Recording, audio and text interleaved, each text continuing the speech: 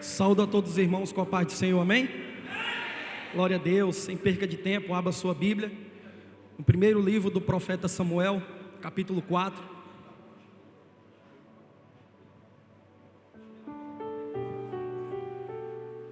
Primeiro livro do profeta Samuel, capítulo 4.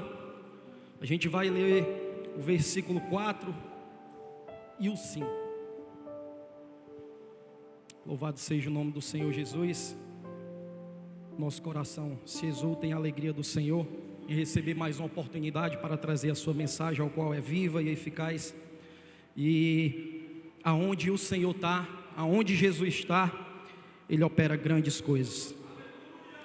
Diz assim a palavra do Senhor: Então o povo mandou trazer de Siló a arca do Senhor dos exércitos, entronizado entre os querubins, e os dois filhos de Eli, Ofni e Finéias, estavam ali com a arca da aliança de Deus. Quando a arca da aliança do Senhor chegou ao arraial, os israelitas gritaram tão alto que o chão tremeu. Amém? Podeis se assentar. Louvado seja o nome do Senhor Jesus. Eu peço muito a atenção dos irmãos, para que a gente possa entender a mensagem que o Senhor colocou nos nossos corações, ao qual faz parte de um contexto contemporâneo e atual para as nossas vidas, e que vai trazer grandes ensinamentos nessa tarde para mim e para você. Ao lermos o referido texto, a Bíblia, ela nos leva a entender todo o contexto da história de Israel até chegar aqui. Se analisarmos os 430 anos aproximadamente que o povo de Israel passou no Egito, nós chegamos à conclusão que esse longo período de exposição, servindo de escravidão para os egípcios, acabou que corrompendo a cultura do povo de Israel. O Egito, por ser um país politeísta, adoravam a muitos deuses, e suas culturas sociais, étnicas e religiosas acabou impregnando, corrompendo a cultura do povo israelita.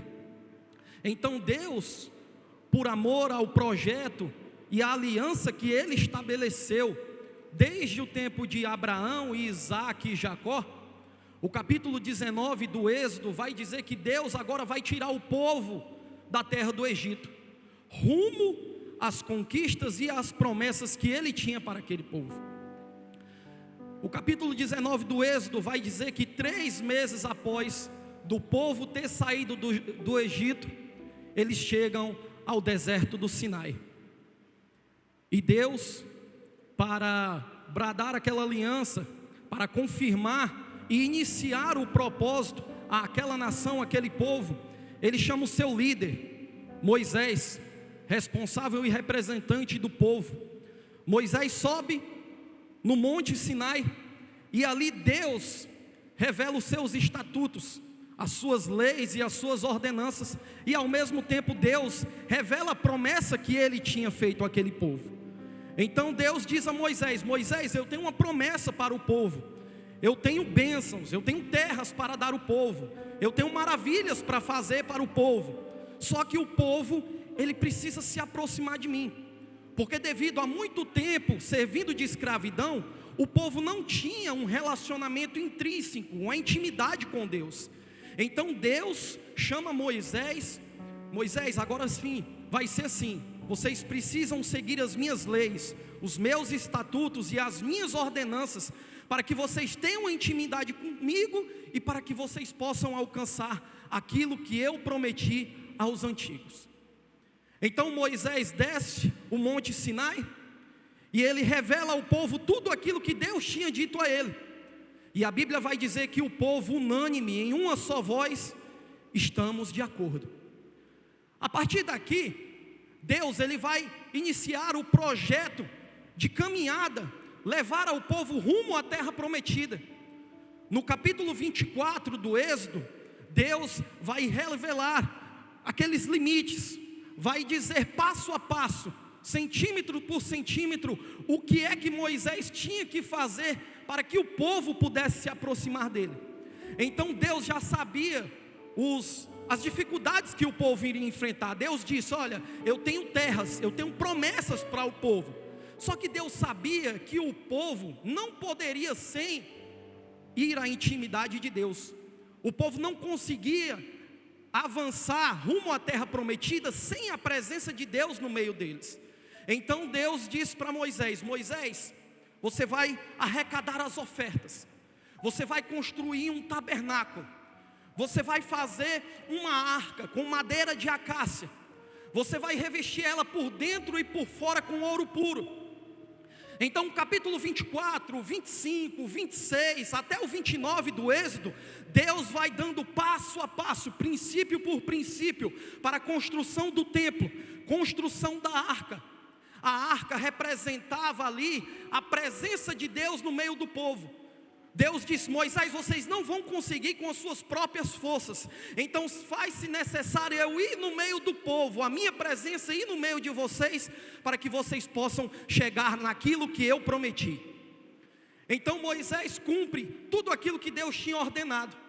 Ele faz a arca, levanta o tabernáculo, e a partir de agora a presença de Deus estava estabelecida no meio do povo.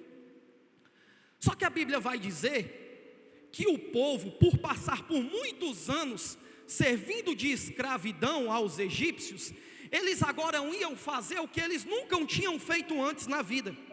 Eles iam peregrinar pela terra, eles iam avançar rumo à terra prometida. Só que para conquistar a terra prometida, eles iam guerrear, eles iam para a batalha. E eles nunca tinham guerreado, eles estavam acostumados a serem escravos, a servir os outros. Só que agora Deus tinha chamado e levantado eles para eles guerrearem. Eles teriam que vencer os inimigos para conquistarem a terra que Deus já tinha prometido a ele. E alguns historiadores, com base em alguns salmos, vai dizer que o povo, quando ia para a guerra, quando ia para a batalha, e o inimigo ia avançando, ia vencendo as guerras, aí o povo de Israel, o exército de Israel recuava. Estamos perdendo a guerra. Aí os principais do exército, os líderes do exército, mandavam a ordem para o tabernáculo, para os anciãos, para os sacerdotes: tragam a arca da aliança, porque nós estamos perdendo a guerra. Aí eles recuavam. Aí os sacerdotes, responsáveis por cuidar da arca no tabernáculo, eles iriam carregar rumo aos campos de batalha.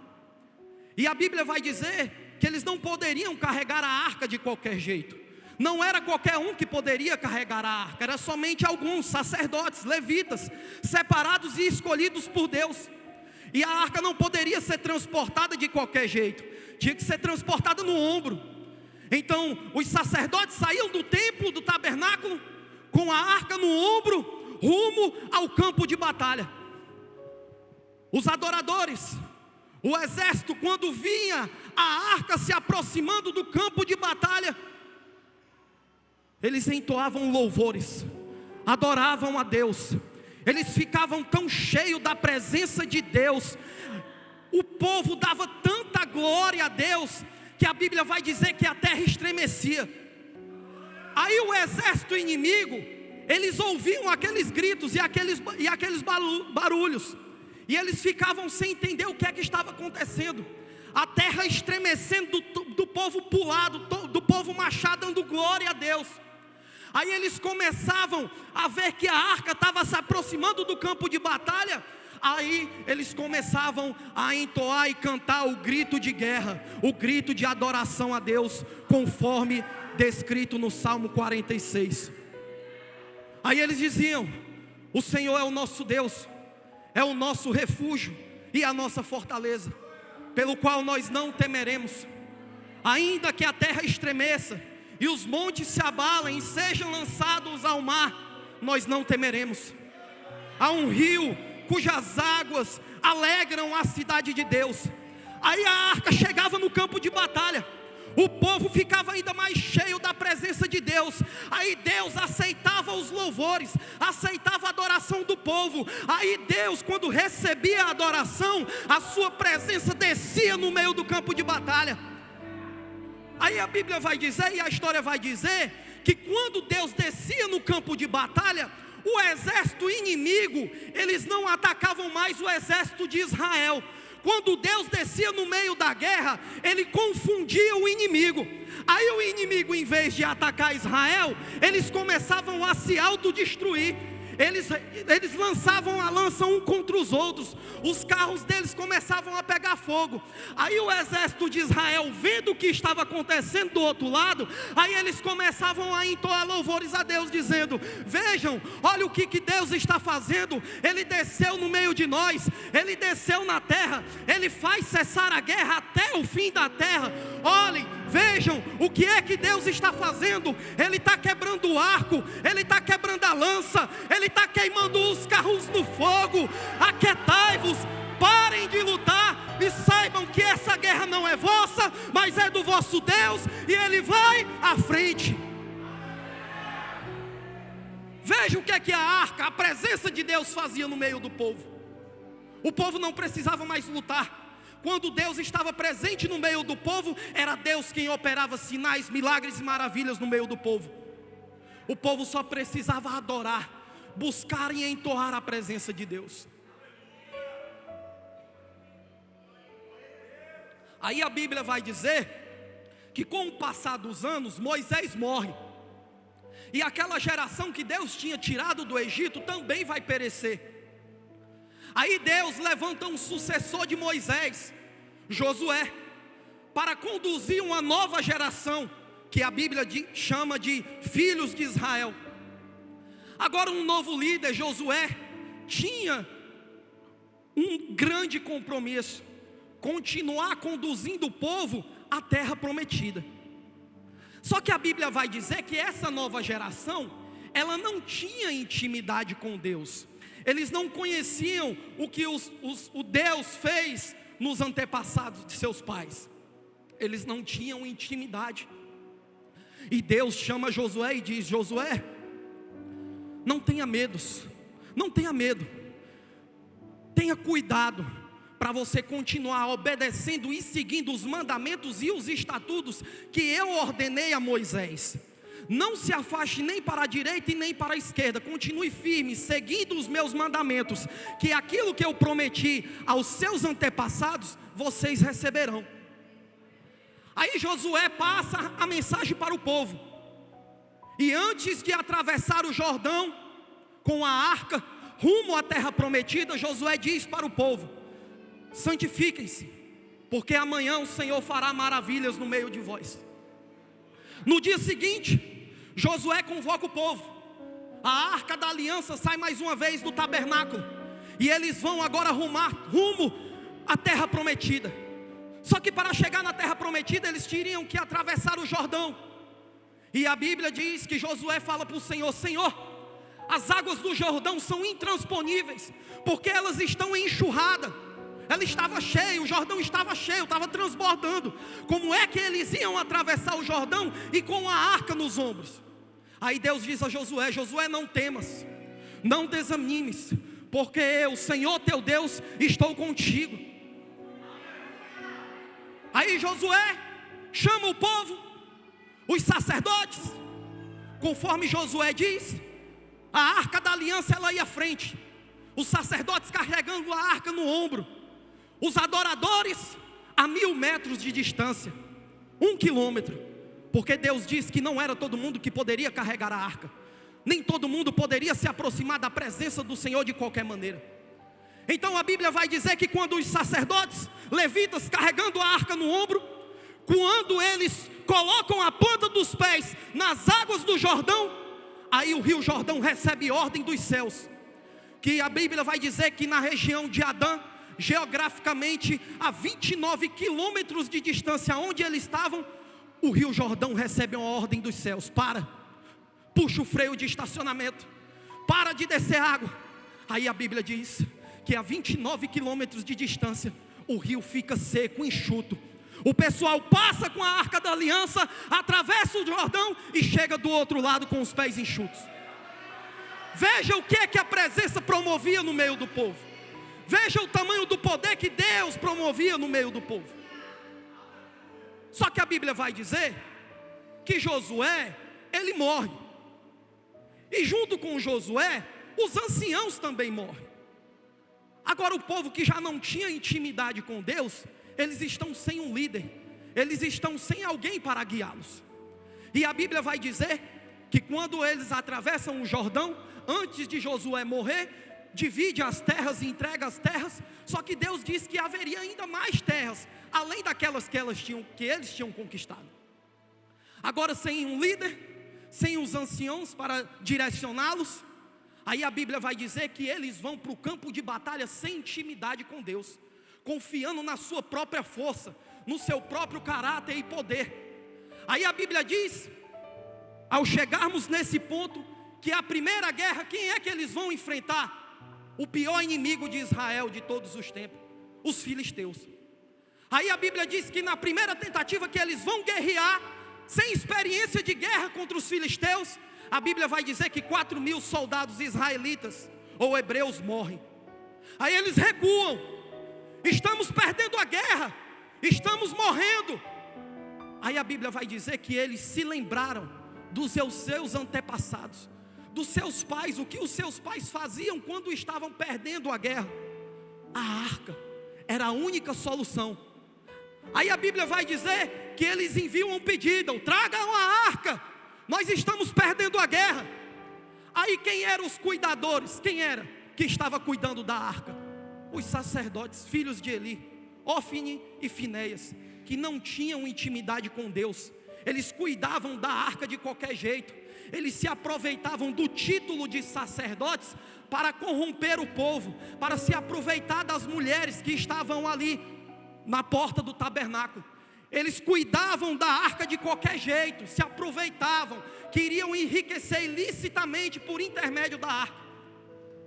Aí a arca vem junto ao campo de batalha, e a Bíblia vai dizer que caiu um poder tão grande, só que eles não sabiam que só tinha barulho, porque a presença já não estava mais lá diante deles. Porque Deus, Ele não pode habitar aonde tem pecado, aonde tem desprezo. Deus não pode habitar onde Ele não é honrado. Deus, Ele não pode fazer morada no meio de pessoas que estão totalmente depravadas no pecado e querem carregar a arca de qualquer jeito. Não, não é assim. Aí eles trazem a arca, como que confiando que a arca fosse um amuleto. Só que a presença de Deus já não estava mais lá. Deus já não estava mais presente. A arca agora, ela só passava de um objeto. Deus não estava mais no meio daquele povo. Aí a Bíblia vai dizer que quando eles chegam com a arca no campo de batalha, eles vão guerrear novamente com os filisteus. Aí a Bíblia vai dizer que a derrota agora é ainda pior. Que na primeira tentativa 4.000 homens morreram. Agora na segunda tentativa 30.000 soldados israelitas morrem. E para terminar de piorar, os filisteus levam a arca de Deus. Veja o que é que você pode fazer carregando a arca de qualquer maneira. A presença de Deus foi roubada, foi tirada do meio daquele povo. Aí os filisteus roubam a arca do Deus de Israel. Aí a Bíblia vai dizer que um homem da tribo de Benjamim, que estava nas primeiras fileiras de batalha, ele sai do meio da guerra e volta correndo para a cidade, para dar a notícia do que tinha acontecido. Aí a Bíblia vai dizer que quando ele entra à cidade, esse mensageiro, a cidade, ela entra em desespero, em apavoro. Só vê o pessoal gritando em desespero. Aí a Bíblia diz que o sacerdote Eli, já velho, cego, ele não conseguia enxergar. Vai dizer que ele está sentado na cadeira, aflito, não pela guerra, mas porque a arca tinha sido levada para o meio da guerra. Aí o sacerdote Eli, ele ouve o barulho da cidade, o povo desesperado. Aí ele fica aflito, o coração dele aflito. Aí o mensageiro chega ao sacerdote Eli, aí diz: perdemos a guerra. O sacerdote Eli não expressa nenhum sentimento de desgosto. Aí o mensageiro diz: os teus filhos foram mortos, Eli. ele não expressa nenhum sentimento de desgosto. Agora, quando o mensageiro diz: levaram a arca, a presença de Deus foi tirada do meio do povo. Aí a Bíblia diz que o impacto da notícia foi tão grande que o sacerdote ele cai da cadeira, quebra o pescoço e morre. Aí a Bíblia vai dizer que a notícia vai chegar à nora de Eli, a mulher de Finéias. Aí a notícia chega a ela: perdemos a guerra. Ela não expressa nenhum sentimento de desgosto. Aí a notícia chega: o teu marido morreu na guerra, Finéias. Ela não expressa nenhum sentimento de desgosto. E a Bíblia vai dizer que ela estava grávida. Mas quando ela ouve a notícia dizendo que a arca de Deus foi tomada e levada pelos filisteus, ela diz, a Bíblia vai dizer que o impacto da notícia foi tão grande que ela, na mesma hora que ouviu a notícia que a arca foi roubada e tirada do meio do povo, ela começa a sentir contrações de parto. Eu conjecturo que a criança ela não suportou aquela notícia no ventre daquela mãe. Ela disse: eu não posso mais ficar aqui, eu tenho que sair do ventre. Aí a Bíblia vai dizer que a mulher entra em trabalho de parto. E as parteiras, quando vai retirar o menino, diz para ela: ei mulher, não temas, o teu filho nasceu, ele está bem. Só que ela não expressa nenhum sentimento de alegria. Quando o menino nasce, ela dá o nome do menino Icabô, que significa: e se foi a glória de Israel. Aí ela morre. Veja o que é a culpa por carregar a arca de qualquer maneira. Veja a morte e o desprezo de carregar a arca, de fazer a habitação no meio do povo de qualquer jeito. E assim nós estamos vivendo nos dias atuais, não é diferente. Essa mensagem é contemporânea. Nós agimos muitas vezes como os filhos de Eli. Nós queremos carregar a arca de qualquer jeito. Nós queremos carregar a arca, nós queremos a presença, mas não queremos abrir mão do pecado. Nós queremos carregar a presença de Deus, mas não queremos desfazer daqueles pecados de estimação. Nós queremos carregar a presença, mas não queremos abrir mão do que nós fazemos e que nós sabemos que é errado. Aonde não tem santificação, aonde não tem santidade, a arca ela produz vergonha e derrota. Agora a Bíblia vai dizer que os filisteus, eles levam a arca para o templo de Dagon, porque era costume naquela época, de quando o exército venceu uma guerra, eles levavam um objeto para dizer que o Deus dele era maior. Então os filisteus colocam a arca da aliança no templo de Dagon. Aí eles começam a dizer para o povo: está aí ó, o Deus de Israel, o nosso Deus Dagon é maior do que o Deus de Israel. A Bíblia vai dizer que quando anoitece, dentro do templo que eles adoravam, ficou a arca da aliança do Deus de Israel e a escultura do Deus de Dagon. Quando é no outro dia, no dia seguinte, aí os sacerdotes vão lá ver o templo. Aí quando chega lá, o que é que acontece? A escultura de Dagon está prostrada no chão, frente à arca da aliança com Deus, prestando reverência à arca da aliança.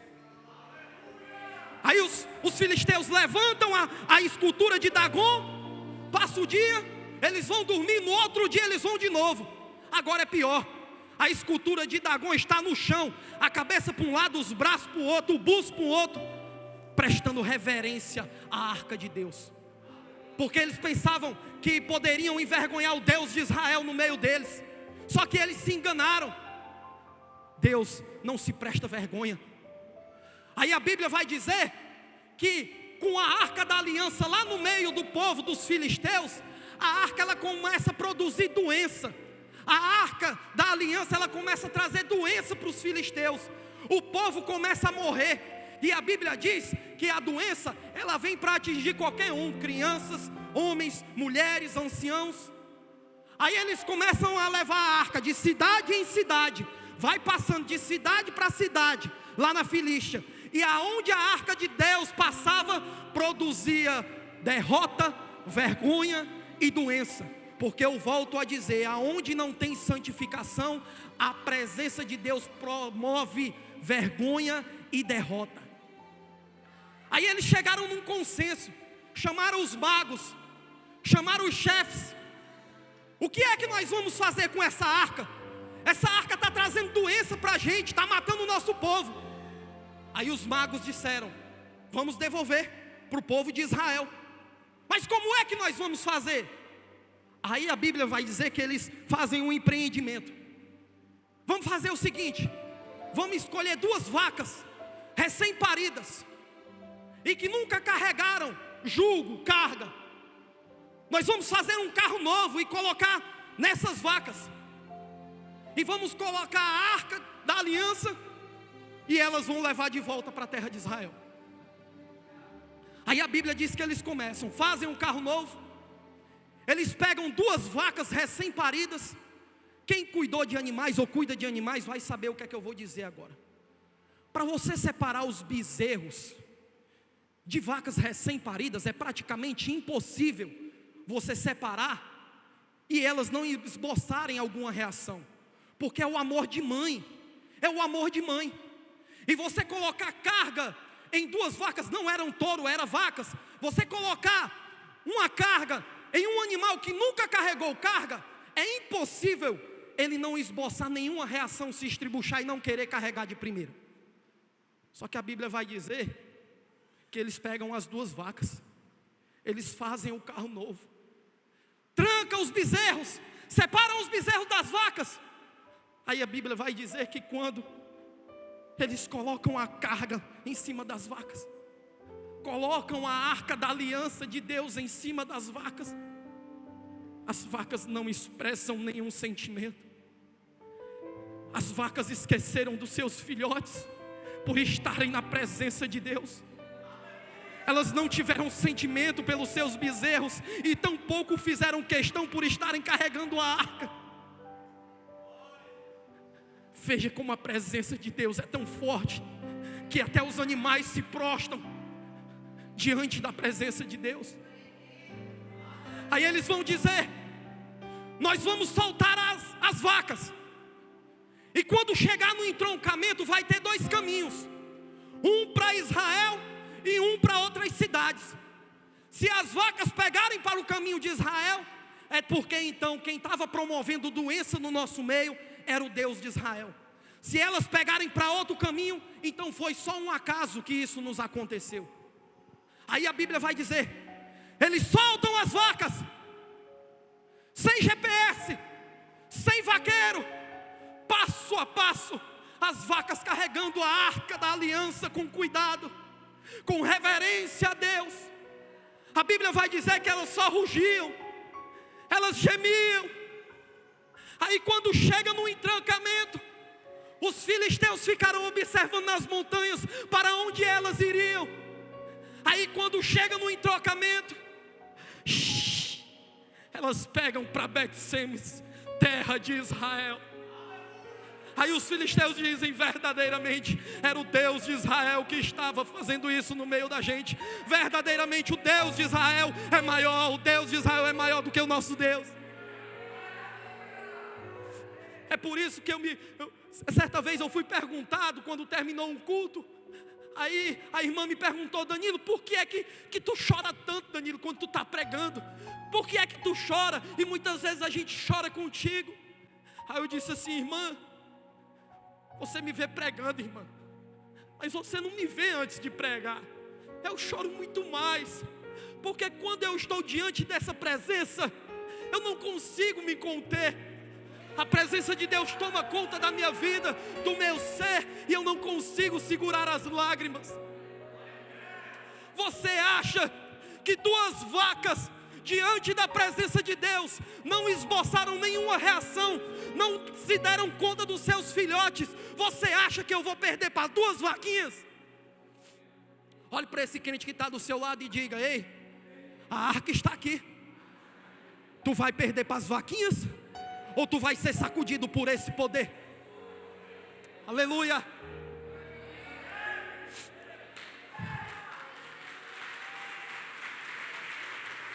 Glória. A Bíblia vai dizer que a arca, ela volta para Israel. O povo se alegra, só que o povo vai receber a arca de qualquer jeito.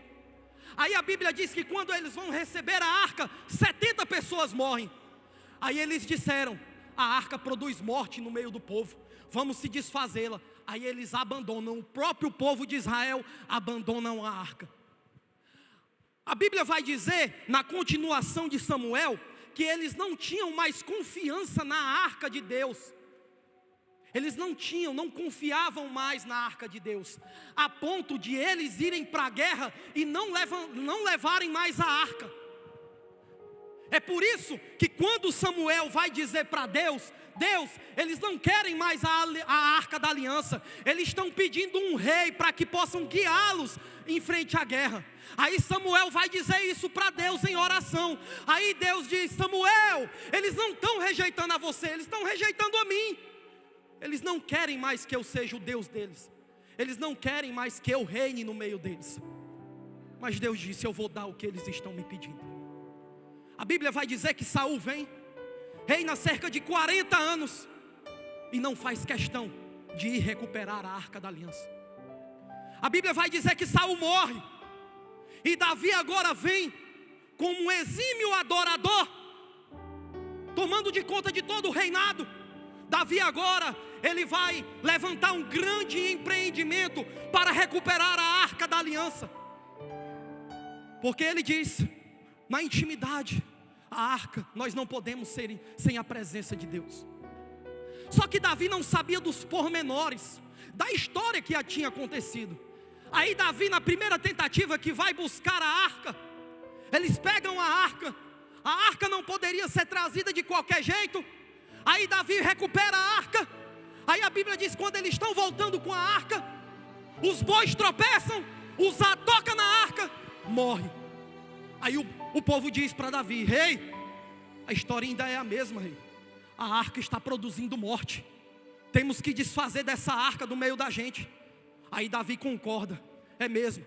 E agora, onde é que nós vamos levar essa arca? Aí a Bíblia vai dizer que naquele local onde eles estavam, tinha um lugarzinho, uma eira, que lá morava um homem. Aí perguntaram: quem é que mora lá? É Obed-edom. E quem é Obed-edom? É um João Ninguém, é um Zé Ninguém, porque Obed-edom está ligado a escravo. Não é um João Ninguém, é um escravo, é um Zé Ninguém. Rebola a arca lá e está tudo feito. Se ele morrer, morreu. Aí foi ordem do rei, foi ordem de Davi: joguem a arca na casa de Obed-edom. Eles rebolam, eles jogam a arca na casa de Obed-edom. Aí Obed-edom, sem conhecimento, mas em reverência ao Deus de Israel, ele recebe a arca com amor, ele recebe com carinho, ele vai cuidar da arca, ele recebe com compaixão. Eu conjecturo que Davi abre, Obed-edom abre o espaço da sua sala, da sua casa, e coloca a arca da aliança no melhor lugar. Obed-edom prioriza a presença de Deus, ele faz valer aquela arca, ele cuida, ele ama, ele dá valor àquela arca. Aí a notícia chega no palácio com um mês: cadê o escravo? Morreu? Morreu não, rei, ainda está vivo. A Bíblia vai dizer que passados-se 3 meses, a notícia teve que chegar no palácio de novo, dizendo: rei. Aí o rei: cadê o escravo? Morreu? Morreu não, rei. E o escravo não é mais escravo não, rei, está rico. A arca trouxe bênção, a arca trouxe prosperidade, a arca trouxe vida. Os celeiros estão cheios, os campos estão fartos. A arca trouxe vida na casa de Obed-edom. Aí Davi diz: vamos buscá-la novamente, vamos recuperá-la. Aí Davi, em sua segunda tentativa, ele empreende um novo projeto de busca. Só que Davi agora já sabia. Eles pegam a arca na casa de Obed-edom. A Bíblia diz que quando Davi, junto com o povo e os adoradores, voltavam com a arca, a alegria do povo era tão grande por ter recuperado a arca, que os sacerdotes, quando davam 6 passos, aí Davi diz: para, vamos fazer um culto de ação de graças ao Senhor. Matavam novilhos, prestavam o sacrifício. Aí Davi, quando chega na terra, aí os sacerdotes com a arca, aí Davi adentra a cidade. Aí a Bíblia vai dizer que Davi está tão alegre, está tão cheio da presença, que quem estava frio começava a ficar cheio. Aí Davi pulando, cantando, louvando, adorando. Os adoradores, os exércitos e os sacerdotes entravam num cântico de júbilo tão grande, que a Bíblia vai dizer que Davi quebra os paradigmas.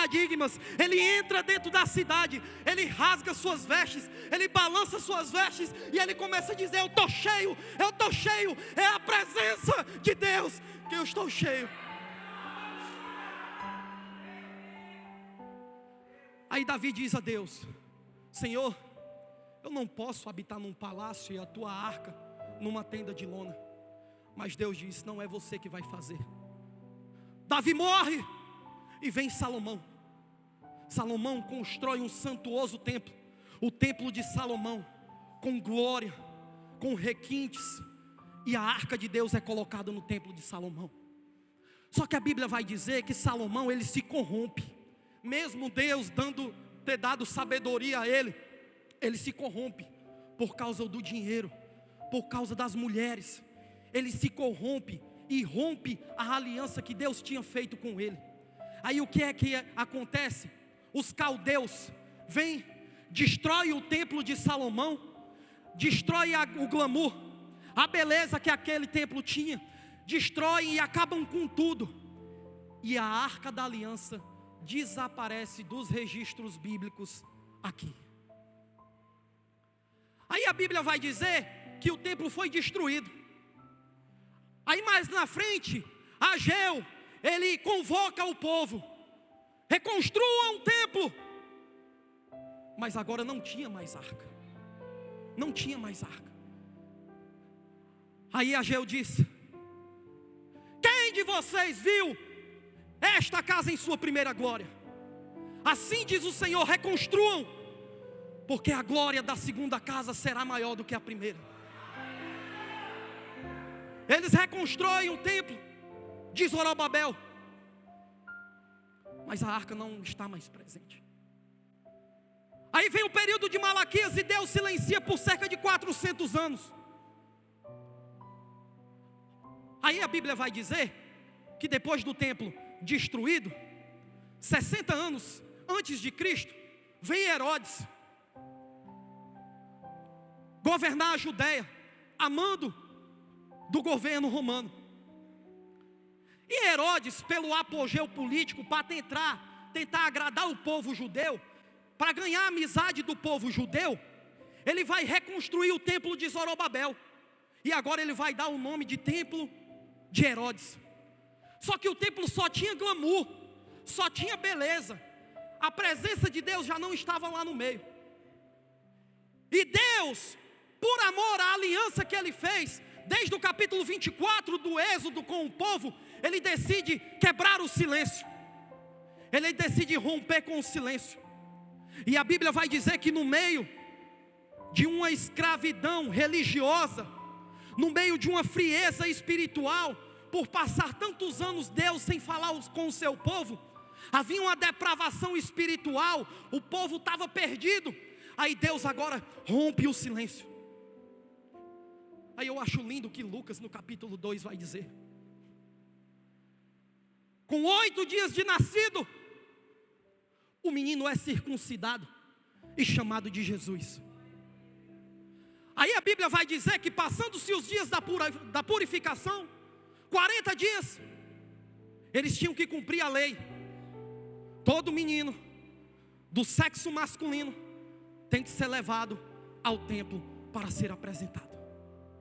Só que a Bíblia diz que naquele tempo havia um povo ainda que não tinha se corrompido.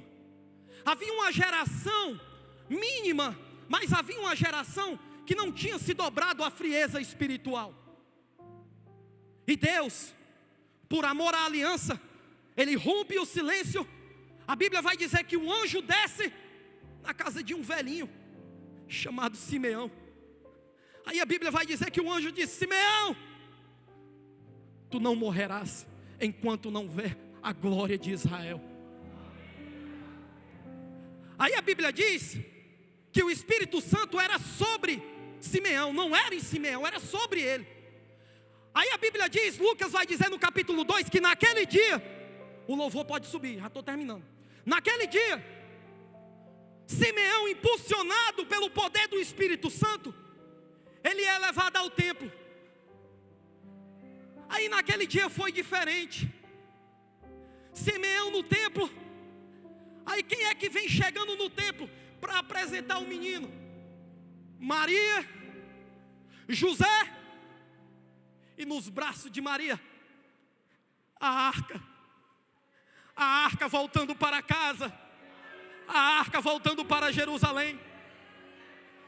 Quando Simeão viu a arca nos braços de Maria, ele se rejubilou, ele quebrou a ética, pegou a arca, e a arca agora não era mais de madeira, não era mais o símbolo, a arca agora era o original, era Deus em forma de homem. Aí Simeão quebra os paradigmas, pega a arca, levanta e diz: Deus, cumpristes a tua promessa, já pode despedir o teu servo em paz, porque agora os meus olhos podem contemplar a tua glória, luz para os gentios e a beleza, a glória de Israel, a glória da segunda casa foi maior do que a primeira. A arca voltou.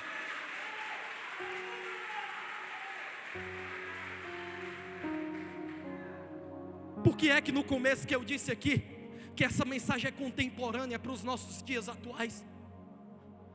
Porque quantas vezes eu e você abandonamos a presença de Deus? Quantas vezes nós abandonamos a arca como Davi fez?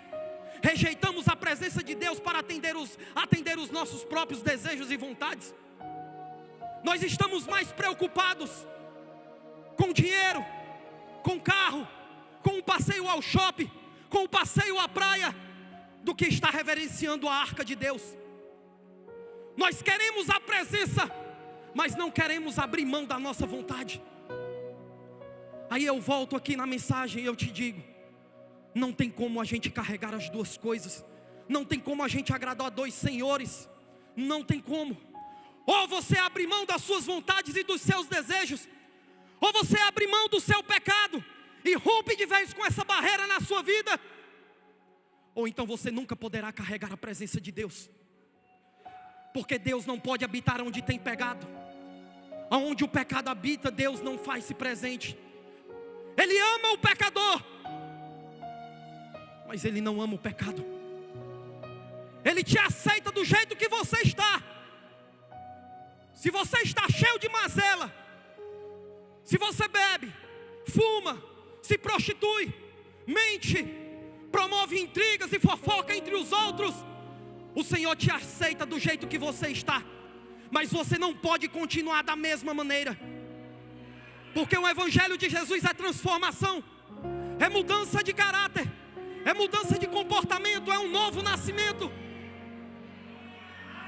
Você não pode servir e adorar a Deus como os dois filhos de Eli. Você não pode. Você não vai conseguir carregar essa glória, porque uma hora, se você quiser continuar com essa vida, uma hora a arca e a presença de Deus vai promover derrota na sua vida e vergonha.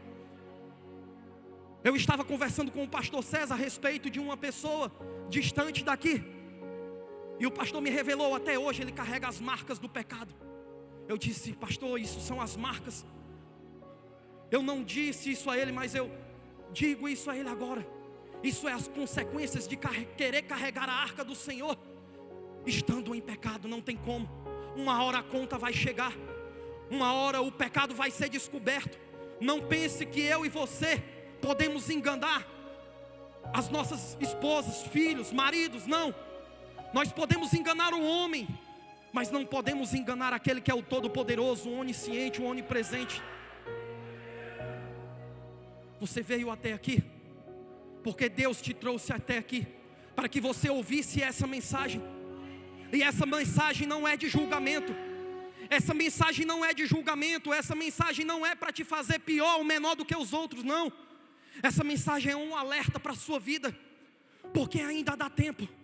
Porque depois que a presença sair da sua vida, para você reconquistá-la, vai dar mais trabalho. Talvez você seja envergonhado. E eu queria convidar você a ficar de pé para a gente louvar. E em seguida eu tenho ainda mais um trechinho só para terminar a mensagem. E em seguida a gente fazer o apelo. Eu queria que você fechasse os seus olhos e abrisse o seu coração para o Senhor. Seja lá da maneira como você chegou aqui, o que você está vivendo, sofrendo, a vida que você está levando. É o momento de você abrir o seu coração e revelar a Deus aquilo que está lhe machucando, lhe ferindo e lhe causando tormentos todas as noites que você deita a cabeça no travesseiro.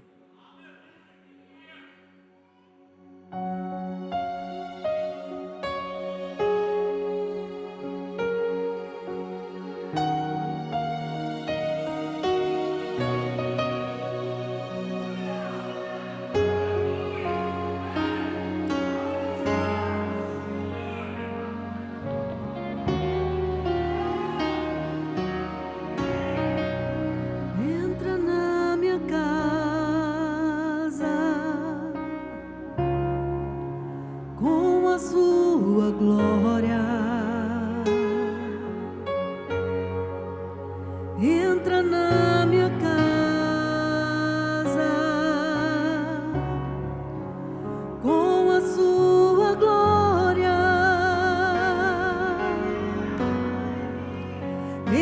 na minha casa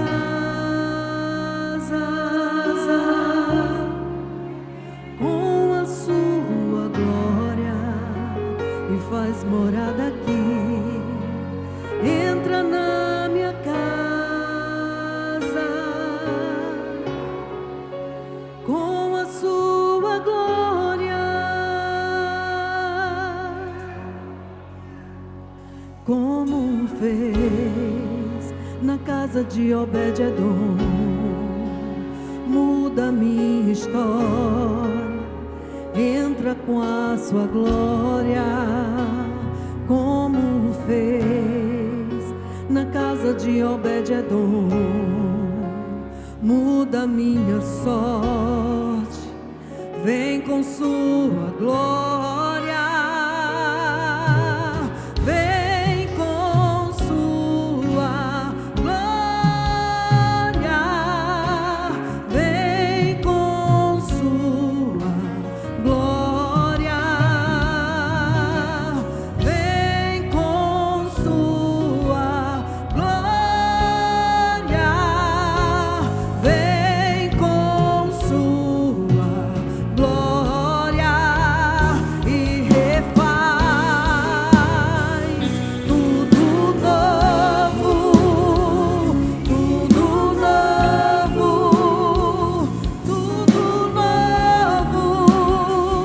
e refaz tudo novo, tudo novo, tudo novo e refaz tudo novo, tudo novo, tudo novo e refaz tudo novo, tudo novo, tudo novo. Vem Deus e refaz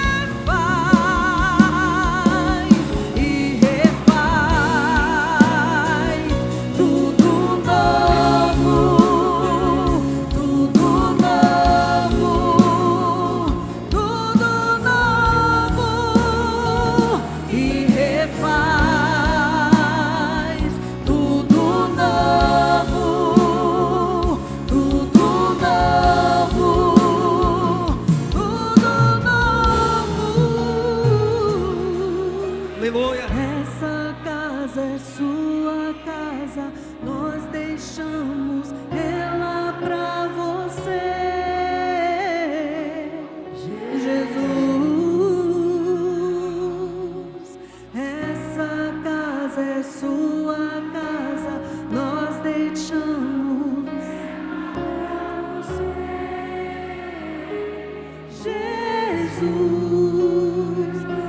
casa.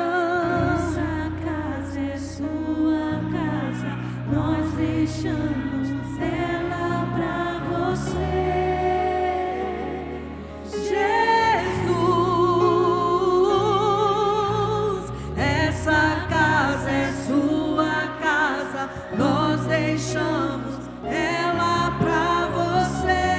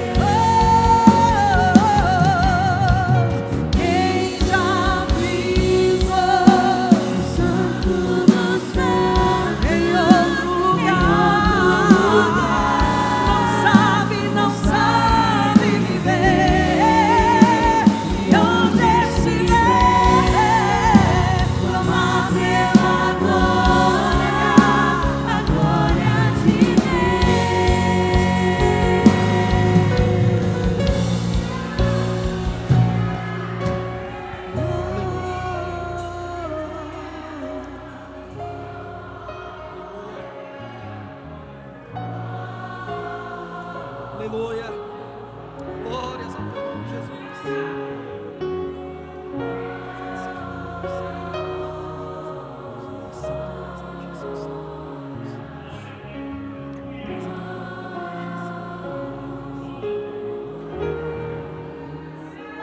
Aleluia.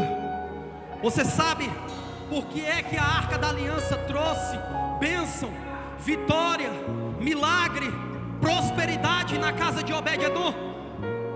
Porque Obed-edom, ele fez da Arca da Aliança prioridade na sua vida.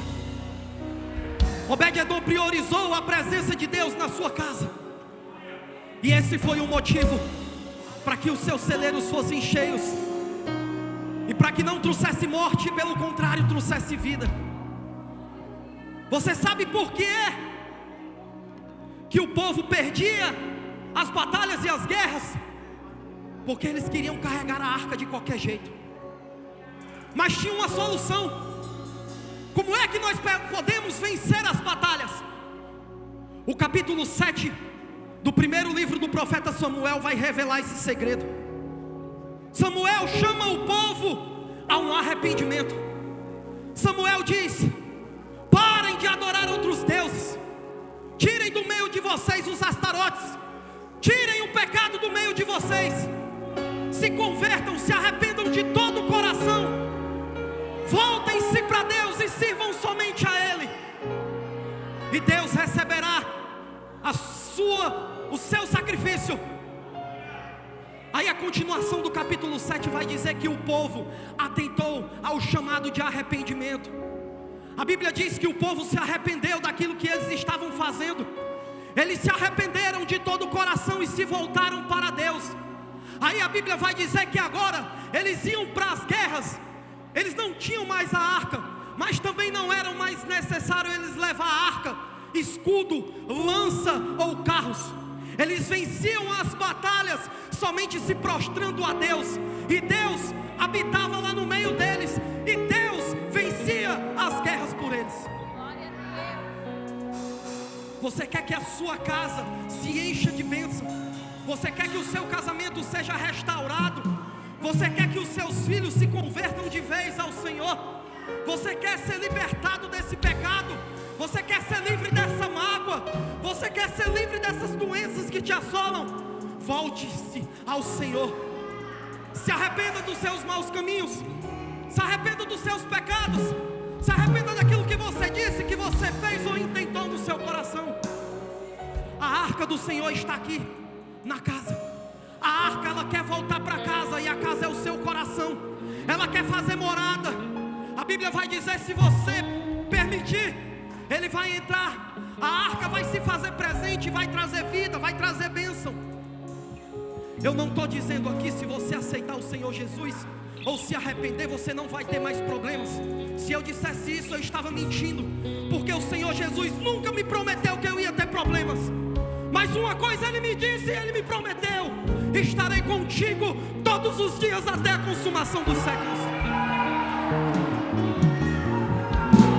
Se volte para o Senhor. Se você faz parte da igreja, se você faz parte do povo que vai morar no céu, e por algum acaso você cometeu algum pecado e entende que está errado e precisa se reconciliar com o Senhor, a oportunidade agora, vem até aqui à frente. Não rejeite a arca do Senhor que está disponível. Se você ainda não aceitou Jesus como seu único e suficiente Salvador, o Senhor está aqui. A arca quer voltar para casa. Não rejeite-a como o povo de Israel rejeitou no passado. Talvez você não tenha tempo, talvez você não tenha mais chances. A arca, ela quer ir para casa e quer ir hoje, quer ir agora. O Senhor quer trazer vida e bênção na sua vida hoje, e o hoje tem que ser agora. Foi por isso que Ele trouxe você até aqui, esse lugar. Eu quero perguntar se tem alguém que quer se reconciliar hoje com o Senhor. Venha até aqui à frente. Não tenha medo, não tenha vergonha. Pior é você estar vivendo da maneira como você está vivendo em pecado. Lá vem a primeira vida. A igreja glorifica, a igreja aplaude. Lá vem a segunda. Glória, aleluia. Louvado seja o teu nome, Senhor Jesus. A igreja glorifica, glorifica, glorifica. A arca está aqui, a arca está presente.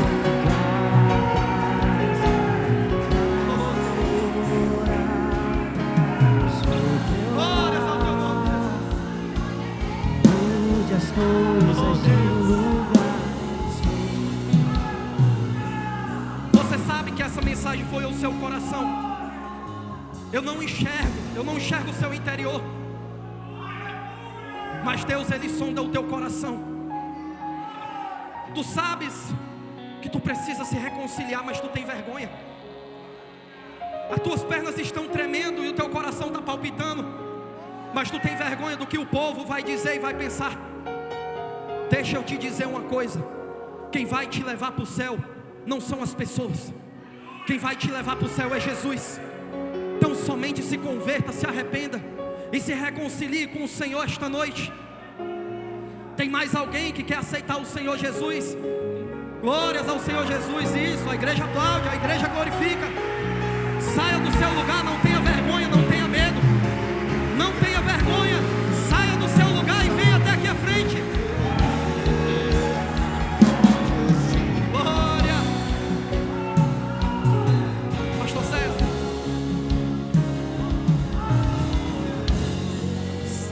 sabe o que eu acho lindo? Lá vem mais uma vida. Glória a Deus, aleluia. Glória, aleluia, Deus. Louvado seja o nome do Senhor Jesus. O Senhor está na casa. O Senhor está na casa.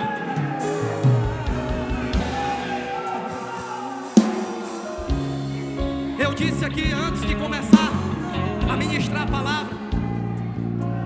Eu disse aqui antes de começar a ministrar a palavra, que eu disse que aonde Deus estava, aonde Jesus estava, havia milagres, sinais e maravilhas. E não há milagre maior do que vidas sendo rendidas aos pés dele. Sabe o que eu acho mais lindo no culto? Sabe o que eu acho o momento mais extraordinário? É esse momento que as pessoas decidem sair dos seus lugares e reconhecer o Senhor Jesus como o único e suficiente Salvador das suas vidas. Reconhecer que a vida como a gente estava levando não é digna de carregar a presença do Senhor. Isso eu acho extraordinário. Eu quero agradecer aqui a oportunidade que foi me concedida. E que os irmãos continuem em perseverança. Que os irmãos continuem lutando, porque As batalhas ainda virão, mas a partir de agora vocês estão com a presença de Deus na vida de vocês. Vocês têm uma força maior que os auxiliará, que os guiará, que estará com vocês todos os dias por onde vocês andarem. Olha aqui para mim. Olha aqui para mim, vocês estão aqui à frente. Olha aqui para mim. Olha aqui, ó. Eu quero dizer uma coisa para vocês, para cada um de vocês. Não está na Bíblia, mas eu quero dizer que o cair é do homem, mas quem levanta vocês hoje é Deus. Louvado seja o nome do Senhor. Podem aplaudir.